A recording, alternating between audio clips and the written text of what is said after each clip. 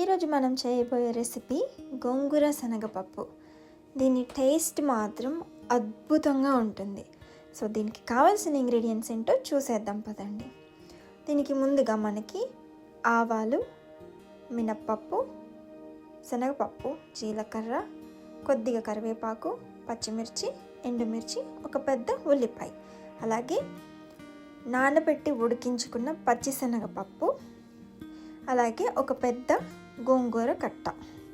గోంగూరని కూడా ఉడకపెట్టేసుకున్నాను. ఇప్పుడు దీన్ని ఏం చేద్దామంటే మిక్సీలో వేసేసుకొని కొద్దిగా వాటర్ యాడ్ చేసేసుకొని మిక్సీ చేసుకొని పక్కన పెట్టేసుకుందాం.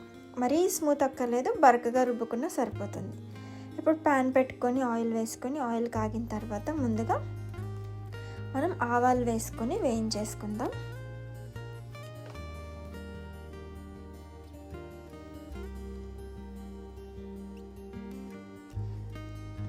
అలాగే మినప్పప్పు వేసుకుందాం, శనగపప్పు, జీలకర్ర,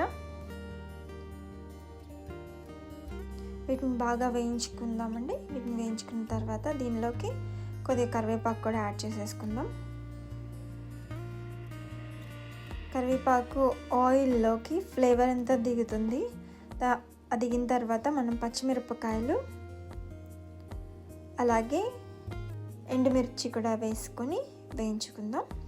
ఇవి గోల్డెన్ బ్రౌన్ కలర్లో వచ్చిన తర్వాత మనం పక్కన ఒక పెద్ద ఉల్లిపాయ కట్ చేసుకొని పెట్టుకున్నాం కదా, ఆ ఉల్లిపాయను కూడా దీనిలో యాడ్ చేసేసుకుందాం.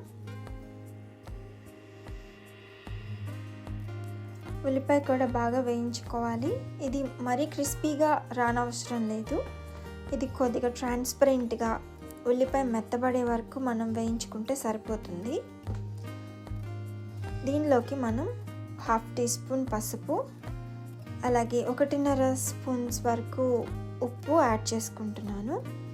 ఉప్పు ఇప్పుడు కొంచెమే యాడ్ చేస్తున్నాను, సరిపోకపోతే నేను లాస్ట్లో టేస్ట్ చూసుకొని యాడ్ చేసుకుంటాను. అలాగే దీంట్లో 1 స్పూన్ కారం కూడా యాడ్ చేస్తున్నాను. ఈ 3 వేసుకొని వీటిని బాగా కలుపుకుందాం.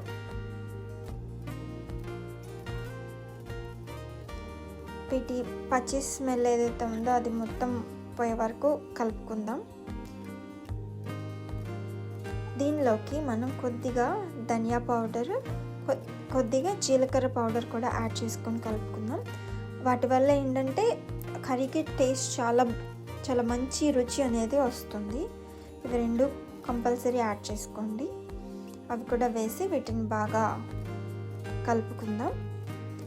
ఇప్పుడు దీనిలో మనం మిక్సీ చేసి పెట్టుకున్న గోంగూర ఉంది కదా, దాన్ని తీసుకొని దీనిలో వేసి కలిపేసుకుందాం. ఉల్లిపాయలతో పాటు బాగా మిక్స్ చేసేయాలి గోంగూర. లేదు అంటే గోంగూర ఏమొచ్చేసి త్వరగా మాడిపోతుంది. సో వీటిని ఉల్లిపాయలతో కలిపి సిమ్లోనే పెట్టుకొని వేయించుకోండి. కర్రీని ఎంత సిమ్లో వాడితే అంత టేస్టీగా ఉంటుంది.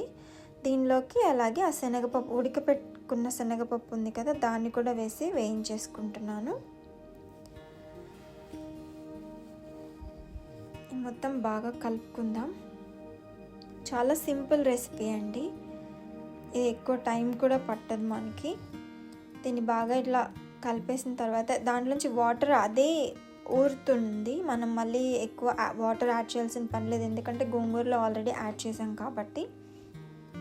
సో దీన్ని మొత్తం బాగా కలుపుకొని దీనిపైన మూత పెట్టుకొని మనం ఒక 5-10 మినిట్స్ దీన్ని మనం మగ్గనిచ్చుకోవాలి.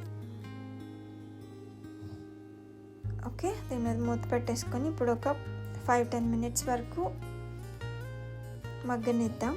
మధ్య మధ్యలో తీసి ఇట్లా కలుపుకుంటూ ఉండండి, ఎందుకంటే అడుగంటకుండా ఉంటుంది కర్రీ అనేది.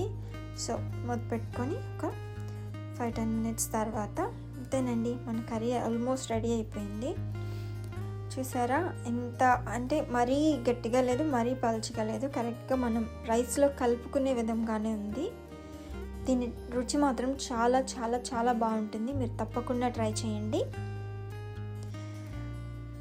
చూసారా మన గోంగూర శనగపప్పు curry ready. Thank you for watching.